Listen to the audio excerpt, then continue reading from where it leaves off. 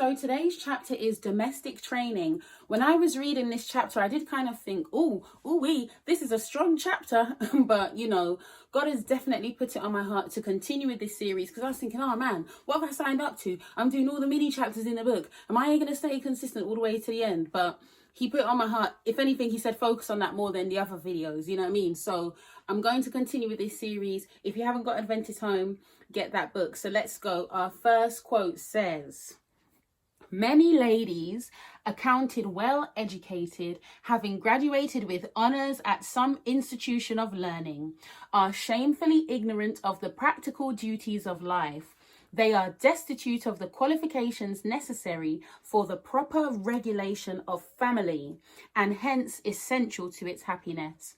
They may talk of woman's elevated sphere and of her rights, yet they themselves fall far below the true sphere of a woman." Hey, there's certain things you read, you think, okay, all right, that's a sharp one. That's a sharp one. And it came for me too. And this is something about Ellen G. White's writing. Her writing is so beautiful and it's so cutting and to the point. This is why a lot of people tend to take umbrage. It's kind of like when you see cases in the Bible. Oh, what's it? That guy, oh, I forgot who it was. And he was saying, oh, this prophet, he never speaks well of me. Like the thing that I like about her writing is that you walk away from it looking at yourself. Sometimes it is easy to look at writing and think, oh, this person should read this chapter. But really and truly, you have to look at yourself and where you need to step up. So what I would say to this is, that's enough said, really. Like, if you watch my video on what it means to be ambitious, this is one of the reasons why I was coming with that energy, why I was saying what I was saying, because society has placed emphasis on so many things that are not necessarily essentials. When you look at the basics of humanity and what we need to survive, it's water, food, shelter, right? And what she's speaking to are the basics of family life. Can you provide nutritious food for the children, the clothing, the this, the that?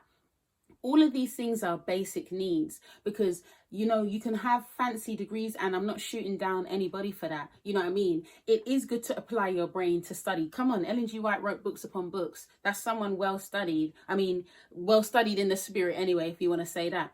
So we should elevate ourselves. We should want to elevate our language and our knowledge, but not to the detriment of the things that are going to help your family survive, like taking care of them, So I was encouraged, I was rebuked, and I was encouraged. Here's the next one.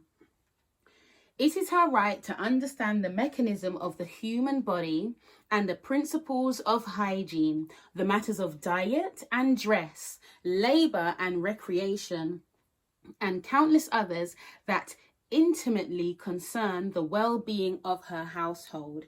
Now, when I read that one, I thought about some old school grooming videos that I like to watch, like from the 1950s and things like that. And I think, wow, how times have changed. Back in those days, there was more of an emphasis on homemaking and preparing and grooming and things like that. And then you think of school now and it's like, we don't have those classes anymore.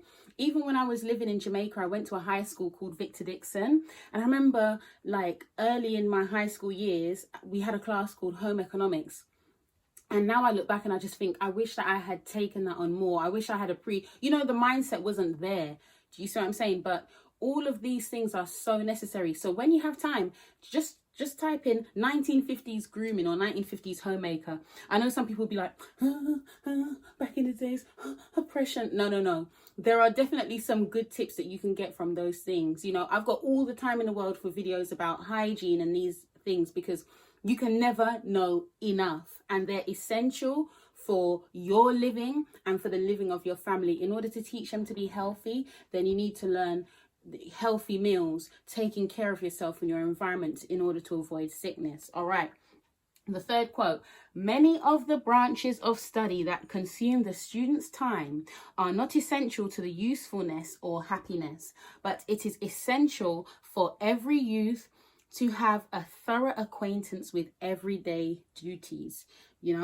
Because those everyday duties are the duties that are going to keep you alive. So like I said in my other video, don't let anybody shame you, right, for just wanting to be a wife and a mother.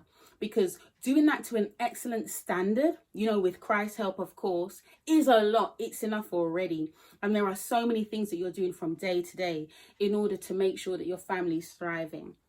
All right, so Proverbs 22 verse 6 is our verse of encouragement. Train up a child in the way he should go, and when he is old, he will not depart from it. All right, then, bye, ladies, and enjoy homemaking, develop, and just continue striving to be the best mum that you can be. Bye.